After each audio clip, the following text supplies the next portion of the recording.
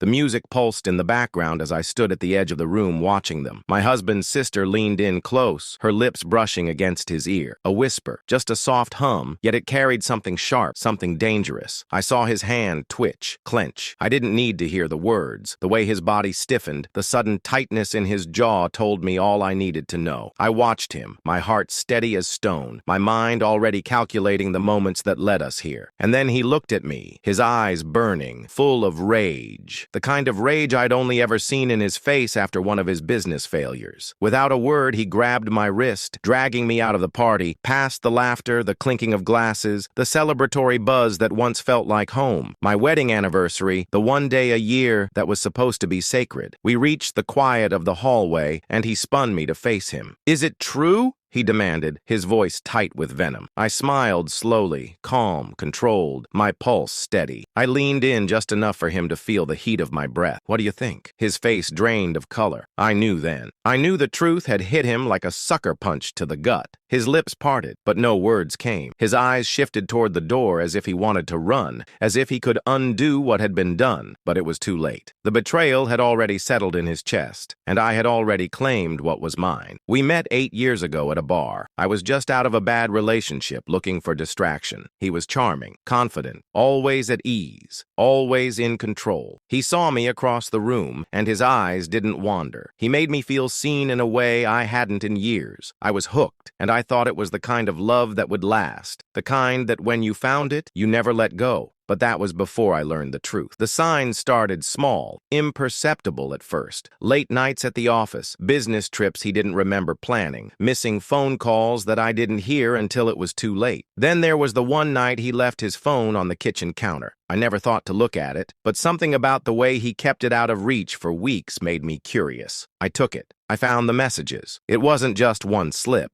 It was a pattern. His sister, the one I thought of as family, the one who'd always been a little too close for comfort. I wasn't shocked at first, just numb. The more I read, the more I saw the timeline, the places, the excuses he'd fed me. Every word was a calculated lie. And yet, I did nothing. I didn't scream. I didn't break anything. I didn't let myself feel the rage he'd been expecting. I simply smiled, locked the phone away, and began to plan. It wasn't about revenge at first, at least not the way most people would think. It was about control, power, justice. I could have left. I could have walked away and never looked back. But that wasn't enough. I wasn't going to let him get away with this. Not when I had every tool at my disposal. I knew his weakness. I'd known it for years. His ego. That overinflated sense of superiority. He thought I needed him, that I depended on him. The truth was, he depended on me. My silence, my patience, my willingness to bend and break myself for the sake of his happiness. I bided my time. I filed the divorce papers first. His company had just secured a new deal, a big one, and he was riding high on success. I knew he would never see it coming. I made sure his lawyer got the paperwork first thing Monday morning. I watched him at the table that night, all smiles and congratulations, unaware that his life was about to shatter. I bled him dry financially. Every asset, every joint account, every secret tax shelter, I knew them all. I made sure he was stripped of everything he believed was his, and I left him with nothing but the image of me, the woman he thought he owned, walking away from him with the power. But it wasn't just about money. That was just the first step. The real work was much more subtle, psychological warfare. I had to make him believe just for a moment that I was the one who was in control, the one who had the power to destroy him. And so tonight at our anniversary party, I made my move. I knew his sister would be there, knew she'd make her little insinuations. I knew that when he'd find out who had been taking his place, it would rip him apart in ways no lawyer, no money could fix. Now here we were. He was standing before me, mouth opening and closing like a fish, struggling for words. I let the silence hang for a moment, just a moment. Then, with a slow, deliberate movement, I stepped closer, letting the tension linger in the air. "I didn't just take your money," I whispered, voice low. "I took your place in your bed, in your life." His face twisted and the color drained from it completely. He couldn't speak. He couldn't even breathe.